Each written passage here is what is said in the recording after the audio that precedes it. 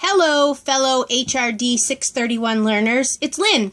I wanted to give my part of the presentation, the welcome, in a personal manner, so I'm going to do it by video to do something a little different. Plus, I wanted to apologize. You guys have not heard much from me this semester, and I deeply apologize. There's been a lot going on, and I am happy to say that as of Friday, my boyfriend and I are first-time homeowners, so that's exciting. But I do apologize for not participating very much. You all probably thought I disappeared. I have been reading your posts, but not reading them in time to respond to you guys in a timely manner. So I'm really, really sorry that I've not been active in the class.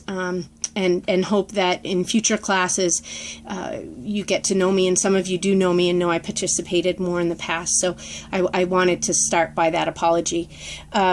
I also wanted to let you know that's why I chose this topic, the how can adult educators utilize online group discussion to deepen the adult learner experience, because not participating, obviously, but I could read what you wrote and I learned from that, but not giving my perspective often and not having that back and forth with all of you really did take away from the experience. So I wanted to research and learn more about that and how we can deepen that impact. And actually what I found is what we do in this class, what Karen does with us, is actually right at the top of the research. She is putting into effect and implementing all the things that they say we should do.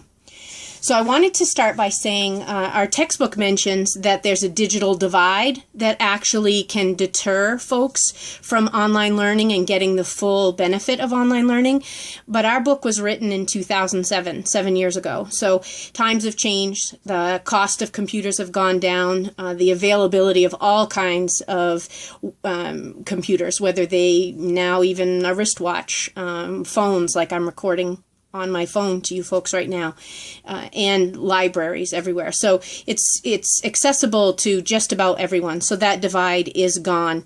But I do agree with Miriam, Caffarella, and Baumgardner. They say that online education has opened up a platform for adult learners, especially female adult learners, to express themselves while gaining self-confidence and earning a degree. And I think that's so true. I think now people who say, people who are home, took care of their children, stayed home and took care of their children, they can now still be home, still be taking care of their family, but they can be earning an education. They can have an adult social outlet where they can give their opinions, and I think that's fantastic. Many of the things that I found in my research is that the facilitator and instructor, the Levine article had mentioned this, and so did Brookfield and Preskill. The facilitator instructor needs to set up clear expectations and requirements right from the beginning. The most influence and impact that an instructor has occurs right in that initial phase of the course. So that's the time to set up everything, especially for somebody who's brand new and never experienced that before. It's crucial for them to have those clear instructions right from the beginning. And it's also very important to give time at the beginning to set up a community, which we did our very first week of class. Karen did that for us. This helps build that community and the trust within the community, because we're going to be sharing some pretty deep thoughts on things as the semester goes along. So like I said, the more research I did, it was Karen, check, all these things we are doing in class. Also, in order to make meaning out of what's being learned, questions should ask students to incorporate the course material to their own real-world experiences. So this is really important, I find, for myself as well. If I can take what I'm learning and somehow tie it into what I'm doing every day, at work, at home, out in the community, then it really does deepen my understanding, and it also brings more value to me in what I'm learning. Lynn and Overbaugh, interestingly enough, they did some research to see how asynchronous, synchronous, face-to-face, online, what worked for students, what was going to give them the most understanding in the course, the most satisfaction. And interestingly enough, they found that introverted and extroverted students both prefer asynchronous discussions. And part of why this is that this gives students the time to think about what they want to say. People might be more bashful in a class, or they might not be great typists, or they might be easily swayed. They call it groupthink.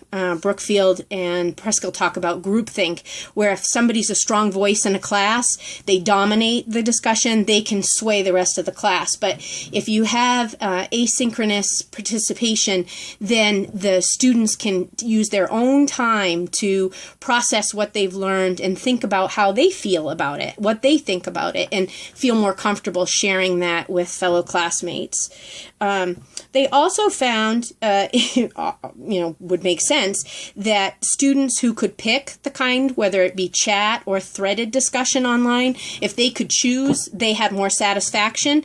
But interestingly enough, the students who weren't given a choice, they actually had higher scores with memorization, comprehension, and application of the principles and concepts. So we perceive that we get more satisfaction if we get to choose, but actually intellectually we absorb more if the process is set up for us. The student is told, hey, it's going to be threaded discussion or chat.